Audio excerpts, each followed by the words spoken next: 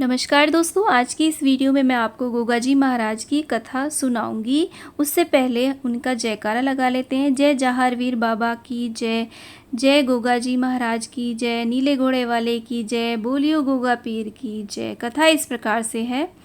ऐसी पौराणिक मान्यता है कि गोगा देवता की पूजा करने से सांपों से रक्षा होती है।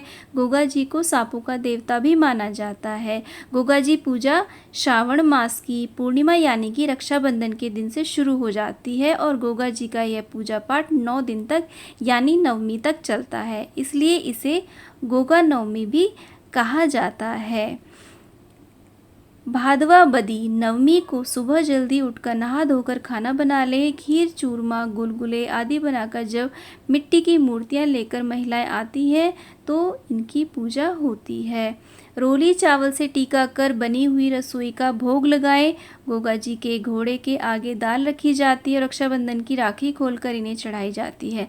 कहा जाता है कि रक्षाबंधन के दिन बहनें अपने भाई को जो रक्षा सूत्र बांधती हैं वह गोगा नवमी के दिन खोलकर गोगा जी महाराज को चढ़ा दिए जाते हैं। गोगा नवमी के विषय में बहुत ही प्रचलित कहानी है कि गोगा मारू देश के राजा थे और उनकी माँ बाछला गुरु गोरखनाथ जी के परम भक्तों में से एक थी। कथा के अनुसार एक दिन बाबा गोरखनाथ अपने शिष्यों समेत बाछला के राज्य में गए। जब रानी को इस बात का पता चला तो वो बहुत ही ज़्यादा प्रसन्न हुई।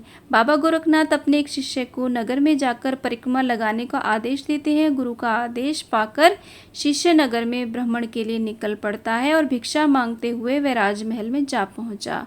रानी ने उसे बहुत सारा धन भिक्षा के रूप में दिया, लेकिन गोरखनाथ जी के शिष्य ने वह लेने से मना कर दिया और थोड़ा सा ही अनाज मांगा।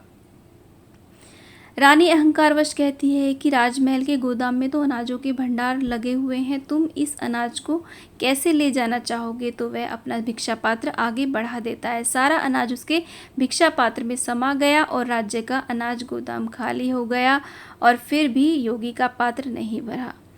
तब रानी गोरखनाथ के शिष्य की शक्ति से सामने नतमस्तक हो गई और उनसे क्षमा याचना की गुहार लगाने लगी और कोई संतान न होने का दुख बताती हैं। भिक्षक ने रानी को अपने गुरु गोरखनाथ से मिलने की सलाह दी और कहा कि उनसे ही आपको पुत्र प्राप्ति का वरदान मिल सकता है। यह बात सुनकर रानी अगली सुबह ही जब गुरु गोरखनाथ के आश्रम जाने को तैयार हुई तभी उसकी बहन काचला वहां पहुंचकर सारी बातें जान लेती है और गुरु गोरखनाथ के पास पहले पहुंचकर उससे आशीर्वाद के रूप में तोहफल ग्रहण करती है। उसके बाद रानी जब गुरु गोरखनाथ के पास पहुंचती है तो गोरखनाथ जी की पहले से ही सारी बातें जानते थे। उन्हें रानी को भी प्रसाद के रूप में फल दे दिए और साथ ही आशीर्वाद दिया कि उसे पुत्र की प्राप्ति होगी जो कि वीर पुरुष होगा और नागों को वश में करने वाला तथा सिद्धों का शिरोमणि होगा, जिसकी गाथाएं लोग सदियों तक गाएंगे। फिर कुछ समय बाद रानी को पुत्र रत्न की प्राप्ति हुई और रानी की कोख से जन्मे बालक का नाम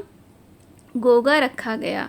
बड़े होने पर जब गोगा का विवाह बंगला के राजा मालव की बेटी से होना तय होता है, परंतु राजा ने अपनी बेटी की शादी गोगा से करवाने से मना कर दिया। तब इस बात से दुखी गोगा जी गुरु गोरखनाथ जी के पास जाते हैं और उन्हें सारी बात बताते हैं।